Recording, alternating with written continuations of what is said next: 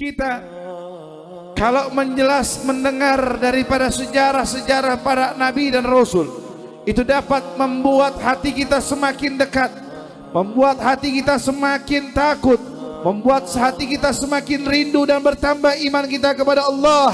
Lalu bagaimana kalau kita menyebut sebaik-baiknya manusia, seindah-indahnya manusia, tidak lain tidak bukan adalah baginda Nabi Muhammad. Maka pastinya akan menambah kerinduan kita terhadap Rasulullah, menambah kecintaan kita terhadap Allah dan Nabi-Nya, dan kita semakin kokoh akan iman kita. Hadirin rahimakumullah, ini teman-teman PSI, kawan-kawan semuanya, baik yang seniornya, baik yang mudanya, semuanya senang, farah, bahagia, gembira saat mendapatkan nikmat daripada Allah. Dikaruniakan satu tempat, juga ada posko di dalamnya, bikin sekaligus maulidan, muludan, ungkapan senang sama Nabi Muhammad, bunga sama Nabi Muhammad. Sebagaimana minggu yang lalu sudah dijelaskan dan dipahami bahwasanya Allah menyuruh kita dengan kalimat qul bifadlillahi wa birahmatihi fabidzalika falyafrahu. Allah suruh kita, wahai Muhammad, sampaikan kepada mereka dengan keutamaan daripada Allah, anugerah daripada Allah, kenikmatan daripada Allah, wa birahmatihi, dan juga dengan rahmatnya Allah, fabidzalika falyafrahu, dengan itu kalian bergembira, berbahagia. Hadirin, dikasih nikmat sama Allah, tempat kita senang kumpul, baca doa, baca maulid, sholawatan, ini kenikmatan, anjuran daripada Allah. Yang kedua, disuruh kita pula menikmati, bersyukur, gembira dengan apa? Dengan rahmatnya Allah. Tidak ada rahmat yang paling besar selain baginda Nabi Muhammad.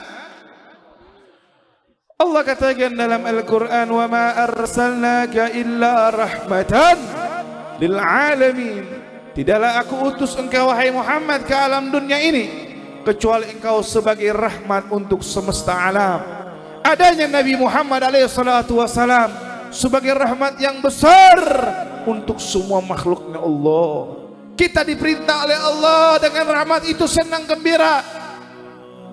Tidak ada nabi dalam sejarah manapun, dalam kitab apapun, yang memiliki kasih sayang yang besar terhadap umatnya selain baginda Nabi Muhammad. Sampai Allah taruh dua asma Allah. Allah katakan dalam Al-Quran, apalaqad ja'akum rasulun min anfusikum azizun alaihi ma anitum harisun alaikum bil mu'minina raufur rahim. Ar-Rauf, Ar-Rahim, dua asma Allah yang Allah berikan untuk Nabi Muhammad. Tidak ada nabi lain diberi gelar Raufur Rahim. Saking rahmatnya, Nabi Muhammad gak mau kita semua dalam keadaan kesusahan, kita semua dalam keadaan kesulitan. Dulu hadirin, ketika di Taif, saat Nabi Muhammad waktu itu sudah gak punya backup, paman beliau Sayyidina Abdullah bin Abdul Muttalib wafat, istri beliau Sayyidatuna Khadijah meninggal. Cobaan demi cobaan beliau hadapi sangat luar biasa, sampai akhirnya beliau harus hijrah ke Taif sebelum ke Madinah. Berangkat ke Taif cari pembelaan, dukungan, siapa kali orang-orang yang ada di Taif, mereka akan memberikan dukungannya, mereka akan memberikan backupannya, mereka akan ikut beriman kepada Muhammad. Tapi apa yang dapatkan? Anak-anak kecil dikumpulin. Orang-orang dewasa berkumpul yang badannya gede-gede, badannya kuat-kuat, ditaruh di depan. Anak-anak kecil taruh juga di depan. Mereka bawa batu, anak-anak kecil melempari Nabi Muhammad dengan batu, menghujati Nabi Muhammad dengan batu, sambil menghujat, sambil melaknat Nabi, sambil mengatai Nabi. Bahkan gak cukup sampai di situ, saat Nabi melewati anak-anak kecil, orang-orang yang badannya gede menghantam Nabi Muhammad, satu pukulan demi pukulan sampai berdarah Nabi Muhammad. Dan saat itu Zaid bin Haritha yang menjadi tameng Nabi Muhammad, udah begitu banyaknya batuan dan itu tubuhnya penuh dengan darah. Nabi pun kena sampai berdarah, itu darah yang ada di kaki, di lutut beliau dan lain sebagainya ditadah sama Nabi Muhammad. Gak mau itu darah tumpah ke alam, ke tanah, ke bumi, gak mau, ditahan sama Nabi Muhammad. Sampai akhirnya beliau bersandar di satu batu, dan saat tersebut malaikat turun berserta malaikat penjaga gunung.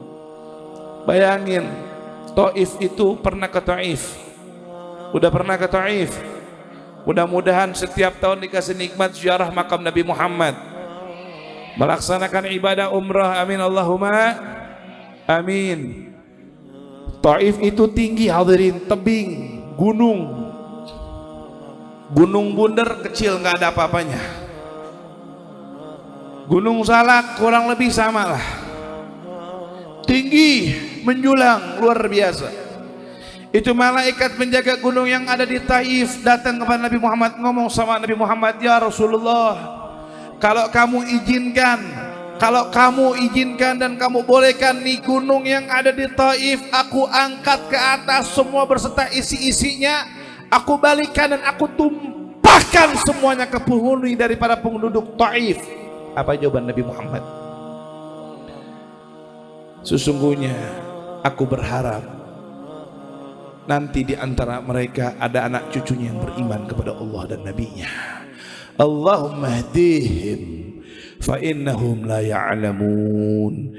Ya Allah, beri mereka hidayah, sesungguhnya mereka itu tidak mengetahui siapa hakikatnya yang sedang mereka hadapi. Sallu ala Nabi Muhammad. Innama ana rahmatul muhdah. Sesungguhnya kata Nabi Muhammad, aku ini rahmat yang Allah hadiahkan, Allah ciptakan untuk semua umat. Allah suruh apa dengan rahmatnya? Fabidzalika falyafrahu, dengan itu kalian bergembira. Bahkan saya ngajak nih anak-anak muda, yuk bentar lagi tanggal 12 Rabiul Awal, betul? Beberapa hari ke depan kita akan masuki tanggal 12 Rabiul, bulan kelahiran Nabi sudah kita ada di dalamnya. Sebentar lagi kita akan masuk tanggal hari kelahiran baginda Nabi Muhammad.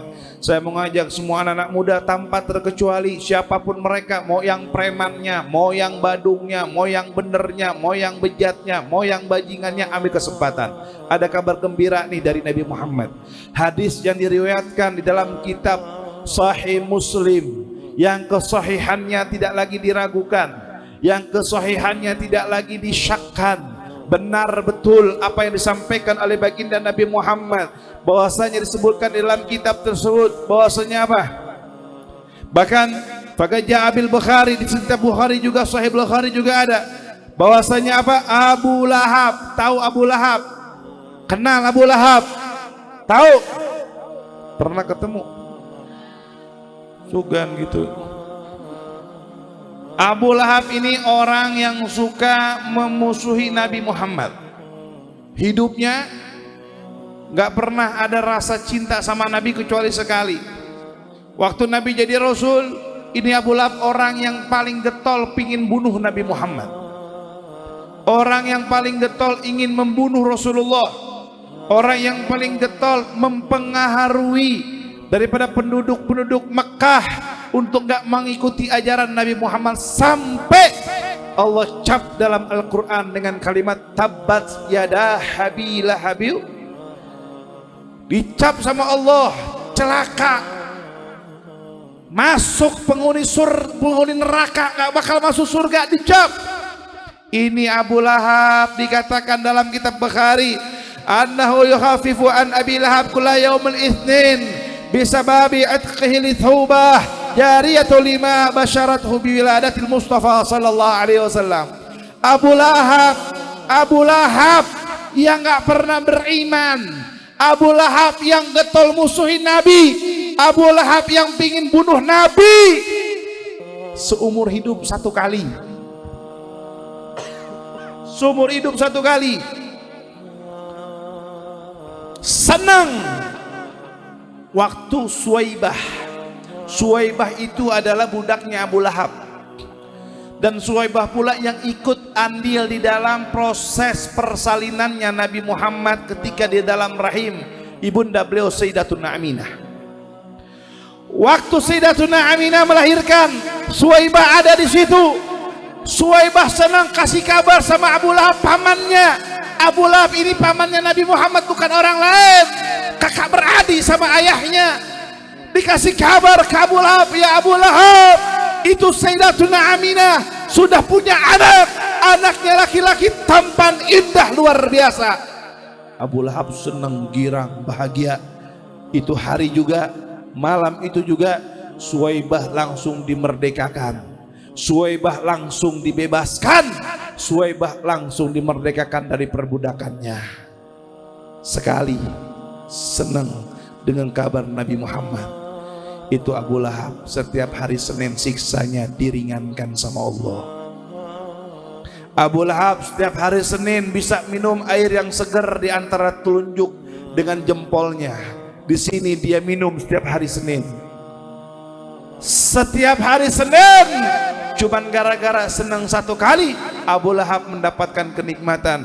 Maka dikatakan oleh seorang ulama bahwasanya fa idza kana hadza kafiran جاء دمه بتبت يداه في الجحيم مخلدا أتى أنه في يوم الاثنين دائما يخفف عنه للسرور بأحمد فما ظن بعبد الذي كان عمره بأحمد مسرورا ومات موحدا.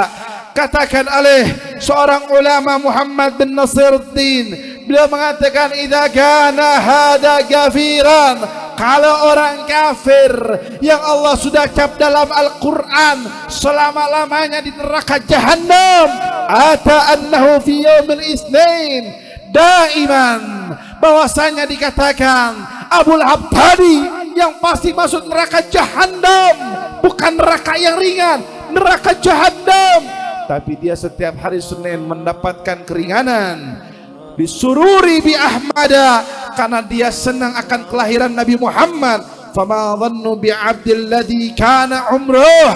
Lalu bagaimana dengan seorang manusia, seorang hamba yang setiap harinya, setiap waktunya, kenapa bi Ahmada masruran wa mata muwahida, mereka senang akan kelahiran Nabi Muhammad, senang akan wujudnya Nabi Muhammad, wa mata muwahida, dan mereka mati dalam keadaan bertauhid, beriman kepada Allah.